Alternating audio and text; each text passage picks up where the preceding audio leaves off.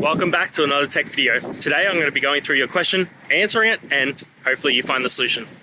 Now, don't forget to stay just a little bit crazy like me, and you'll hopefully get to the resolution. Now, let's continue on to the video.